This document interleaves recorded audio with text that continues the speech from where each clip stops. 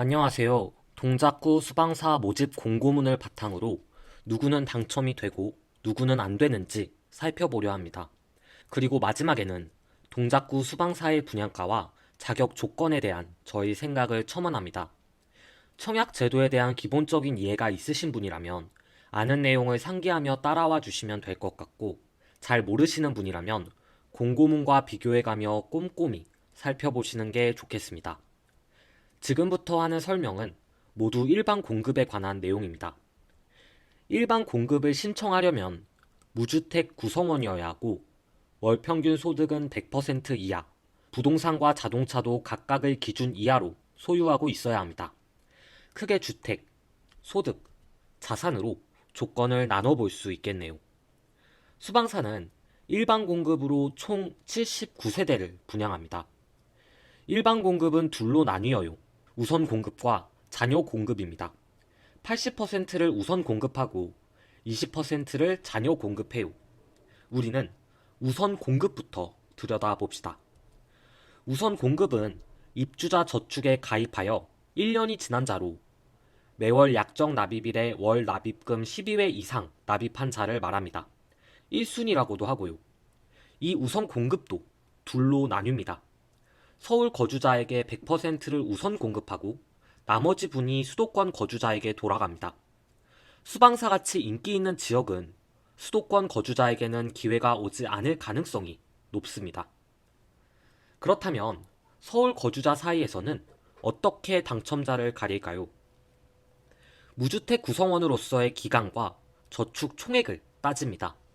3년 이상 무주택 구성원을 먼저 뽑고 이들을 저축 총액 순으로 줄을 세웁니다. 그중 저축 총액이 가장 많은 사람에게 당첨되죠. 3년 미만의 무주택 구성원이라면 순위가 밀려 2단계에서는 추첨되지 않을 가능성이 큽니다. 그렇다면 다음은 잔여 공급입니다. 일반 공급은 우선 공급과 잔여 공급으로 나뉜다고 했죠. 이 잔여 공급은 입주자 저축을 가입한 사람 모두가 신청할 수 있고 우선 공급 낙첨자도 참여할 수 있습니다. 일종의 패자 부활전인 셈이죠.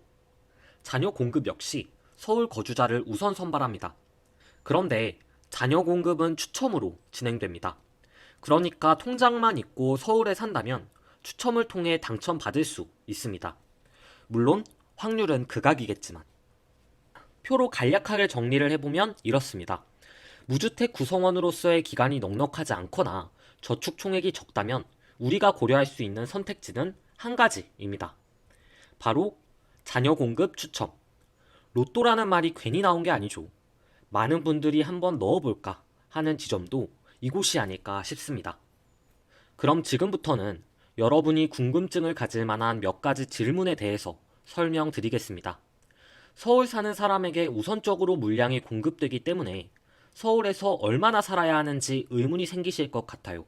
저도 그랬거든요. 모집 공고문에는 공고의 현재 서울특별시 거주라고만 쓰여 있습니다.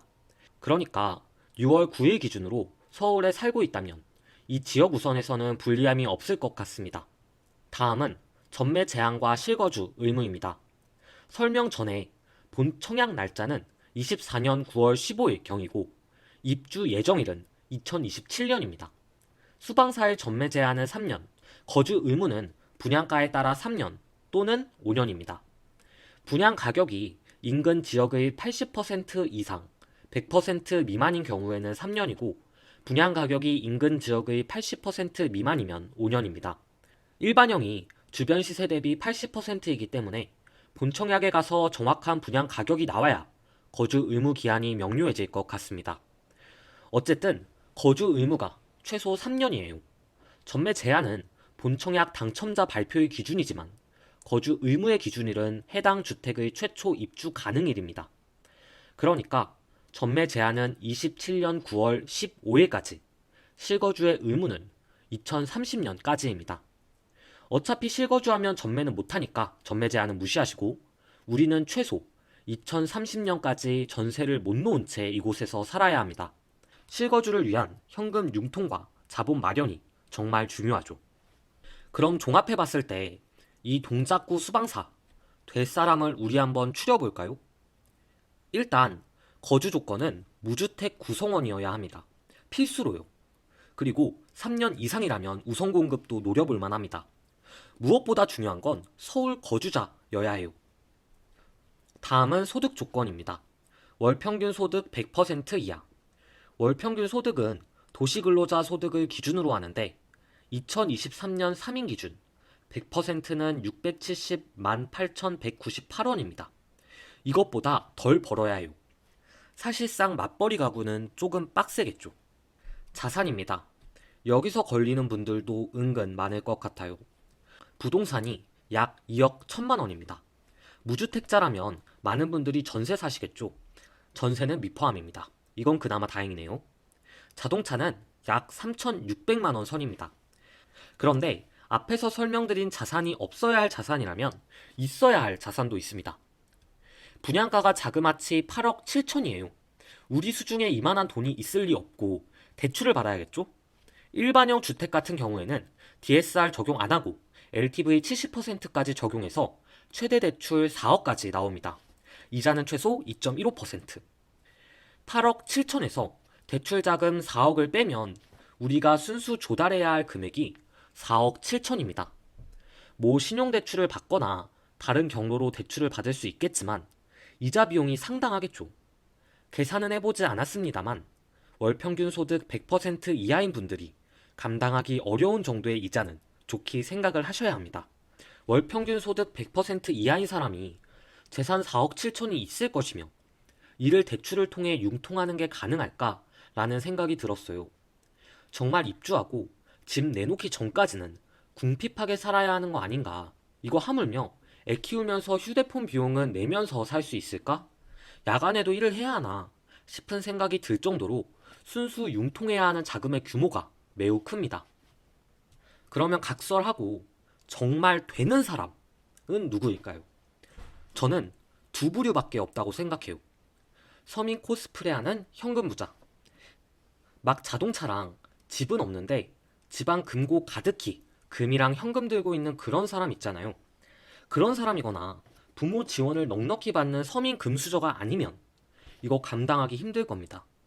정말 서민이 기적처럼 당첨이 되더라도 향후 10년간은 이 집에 종속되는 삶을 살게 될 가능성이 높습니다. 정말 아이러니한 상황이죠.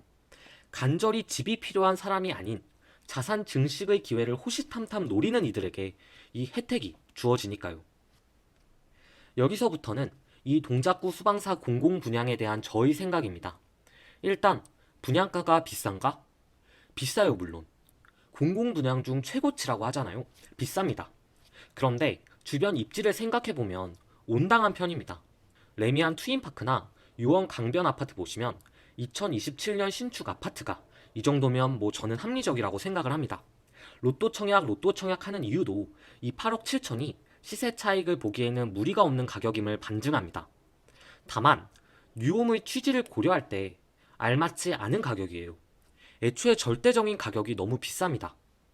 자격은 더 문제예요. 이 자격 조건 때문에 표면상의 재산은 없지만 실제 현금 융통이 용이한 서민인 척하는 부자들에게 기회가 돌아가기 때문입니다. 왜 국가가 이런 사람들 배불리는데 도움을 줘야 합니까? 애초에 뉴홈으로 나와서는 안 될 부지였습니다. 월 평균 소득 100% 이하인 사람에게 한강뷰는 아무 의미가 없으니까요.